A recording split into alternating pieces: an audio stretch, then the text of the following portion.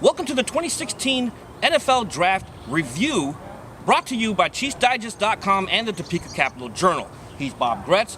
I'm Herbie Teope. We're here to recap the last 3 days that was.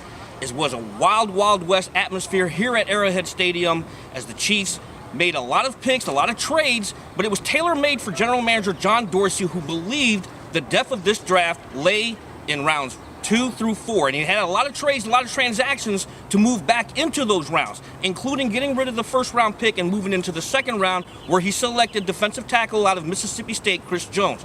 Bob, what has he given him? Well, he's a big, big man in the middle, and always good on defense to have a big, big man in the middle. Great athlete, great feet, played a lot of basketball. I think that if he's in a rotational basis, I think he'll contribute as a rookie. Long term, we'll see. And that's the key thing, because General Manager John Dorsey loves to draft for the future when you talk long term. He did it a lot since he's been here. He tends to draft for the future. Dontari Poe, obviously he's in the fifth-year option. Do you see Chris Jones as a guy who could potentially take Poe's place? Well, I think that's one of the reasons he was drafted. One of the things John Dorsey has shown us, whether it was Brandon Albert as a free agent and drafted Eric Fisher, D. Ford with contracts up with Hallie in Houston, and last year with Marcus Peters, knowing that Sean Smith's contract was up. It's a bigger picture that the general manager looks at, and I think Chris Jones is that kind of player this year. Whether or not he could replace Poe, we'll find out.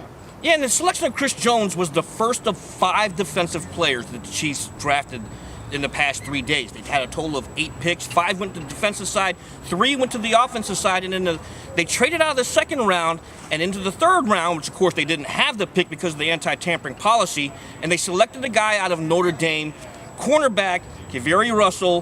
What is he bringing to the team, Bob? I think we're not quite sure. This is a guy who didn't play in 2014. He got caught in an academic scandal at Notre Dame. Most colleges he would have gotten suspended for a half. He ended up losing a whole season because of an honor code violation. And last year he finished up and played the whole year with a hairline fracture on his right tibia. And then the whole thing broke at the end of the season, and he missed the last 2 games.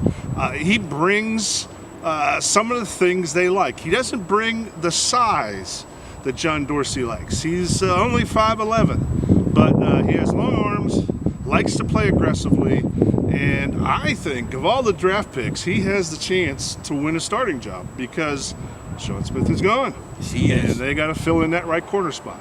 And the other key thing that you look at a guy like Russell, he has experience in what the Chiefs love to do in that defensive scheme, press man scheme. What Russell told us after his selection was, I love to press, and that is good news for the Chiefs as they look for a guy to take Sean Smith's place. Into the the fourth round, they had their first offensive player selection in a big guard, and I mean big, 6'6", 310 pounds. He has versatility to play tackle. What are the Chiefs thinking here? Well, there's no question this young man from the University of Cincinnati has played both tackle spots and right guard, started games at those 3 spots. That's heaven, that's manna from heaven for the offensive staff because of all the mix and match stuff they go through on that offensive line. I think the young man, we'll find out. We'll find out if he can bend his knees. You know, guys that are that big and tall don't always make good football players. You got to bend your knees. If he can do that and get his pads down, he might be a pretty good player. And of course, we're talking about Parker Ehinger from Cincinnati, Travis Kelce's former teammate. And Ehinger told us on the press conference, on the conference call, that Kelce actually reached out to him within 5 minutes of selection saying, hey, welcome to Kansas City. You will enjoy it. The Chiefs went back to the defensive side with the selection of cornerback Eric Murray out of the University of Minnesota. And here's where we get a little bit interesting here, because cornerbacks seem to be the rage here. 2 cornerbacks within the first 4 picks. What are the Chiefs thinking here? Their situation at corner, losing Sean Smith. Philip Gaines is coming back from major knee injury and surgery. They didn't have a solid slot corner last year, so they had some holes to fill, which has led to 2, and as we'll find out at the end, 3 corners taken in this draft. That's a third of the picks. Yep. And I think without a doubt they're telling us that's where they saw the problems. And I stand corrected because the Chiefs actually had a total of 9 draft picks, 5 on the defensive side, 4 on the offensive side, which leads us into wide receiver DeMarcus Robinson out of the University of Florida. This guy certainly comes with a lot of confidence, telling us, hey, my hands are almost as good as Odell Beckham. I'm built like Brandon Marshall. The Chiefs are pretty crowded right now at wide receiver. How does he fit into this? Well, he'll fit because of his speed. He is one fast guy. Whether he will fit with his personality and his maturity remains to be seen. The young man needs to grow up a lot. That's why he never really reached his potential at Florida.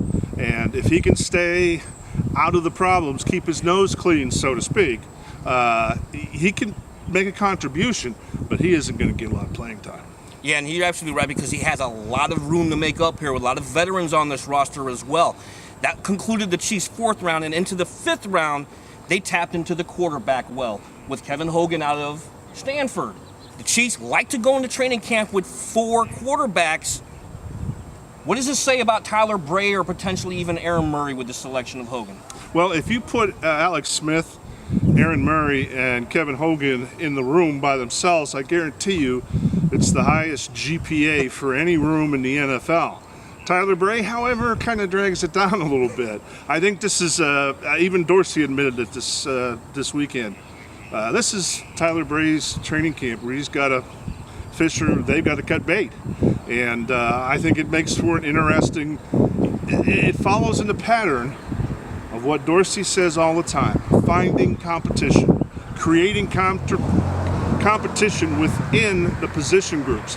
Obviously on the corner, they got that. And I think Hogan presents that for the offense at quarterback. And the Chiefs absolutely need to decide who their backup quarterback is with Chase Daniel, now with the Philadelphia Eagles. So as of right now, if Alex Smith goes down, you have a lot of unknowns there, and it's going to be interesting leading the training camp to see what the Chiefs want to do with Kevin Hogan. This takes us into the second of 2 draft picks in the 5th round. Wide receiver Tyreke Hill, former Oklahoma State guy, now with West Alabama, drafted out of Western Alabama, and this has a lot of concerns here. Social issues. The guy was accused of striking his girlfriend and choking her while she was pregnant. It led to his dismissal from the University of Oklahoma. The Chiefs appeared to say, hey, trust us. We know what we're doing here. They did their due diligence, but is that enough, Bob? I don't know why they would go to the trouble of taking the young man. I realize he may be talented, and I'm all for second chances. I'm not trying to say he should not play in the NFL. But if you're Andy Reid and John Dorsey, why bother? Why have this thing hanging over you? And we could tell at the end of the draft how important it was because both of them together, Dorsey and Reid, were available to the media.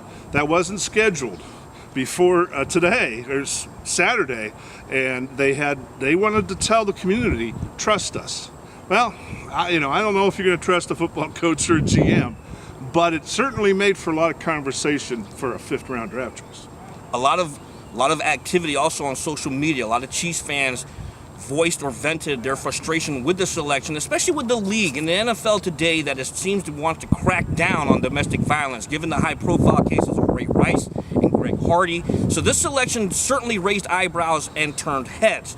The Chiefs wrapped up their draft going back to the defensive side in the 6th round, where you typically see teams take a flyer and also filling depth. The first one was a cornerback out of Georgia Tech and DJ White, and Virginia Tech, they selected outside linebacker Daddy Nichols.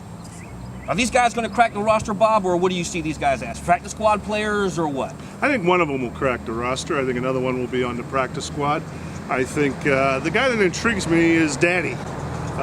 Young man, born in Haiti, grew up in Florida. One of his mentors has been Brandon Flowers. They went to the same high school, lived in the same town, separated by a lot of years, and he went to Virginia Tech just like Brandon did. I think he has this remarkable collection of athletic abilities. Now the question is, can they be put together to make an NFL player? I think, I would see him as a practice squad guy. I think DJ White has a chance of making the team because it's certainly, again, not a very strong position. And you need as many cornerbacks as you can possibly have, as you know, Bob, in today's pass-happy NFL, especially when you're facing in the AFC West a quarterback like Phillip Rivers and an emerging Derek Carr. Denver remains to be seen how they handle that quarterback position, but you're absolutely correct. You have to build depth at the cornerback position. Takeaways. When you think about the past 3 days, what is the biggest thing that stands in your mind about the 2016 NFL Draft for the Kansas City Chiefs? The Chiefs told us where they saw the problems on their roster, and John Dorsey went in and tried to provide some depth. Certainly a corner, a wide receiver, one of the big body on the offensive line, a big body on the defensive line. He got him. And they got a fourth quarterback. Now, I don't know what the quarterback situation will play out. I can't imagine Andy Reid's going to go in to a season with only one quarterback that's played in an NFL game. So that group of four may be completely a different group of three by the time they kick off the season. But the Chiefs went in and filled their needs. That's what happened. And I think for me, Bob's takeaway is the addressing of depth. My biggest takeaway from the past 3 days, the Chiefs' willingness to take risks. You've got 2 draft picks here who come with obvious character concerns. DeMarcus Robinson suspended at least 4 times in college, 3 of them because of drug issues, and obviously Tyreke Hill. Whether this comes back to bite the Chiefs somewhere down the road remains to be seen. Would you agree with that? No question, and I think a football team needs to be careful, from ownership to GM to head coach, about trying to be Father Flanagan and creating a spot for guys that have been troubled and you want to give them another chance. I understand wanting to give them another chance, but you start to collect the exceptions, and before you know it, you have an exception team, and that's going to destroy any kind of chemistry within the unit and within the group if you don't ride herd on it every single day. And the Chiefs haven't been in that position, but they're going to be in that position this season. Absolutely, and what the Chiefs did in the past 3 days, they hope they added to the roster to a team that comes off an 11-5 season, their first postseason win in 20-plus years, and also they've advanced to the divisional round. With the Chiefs at Arrowhead Stadium, he's Bob Gretz. I'm Herbie Teope reporting the Topeka Capital Journal.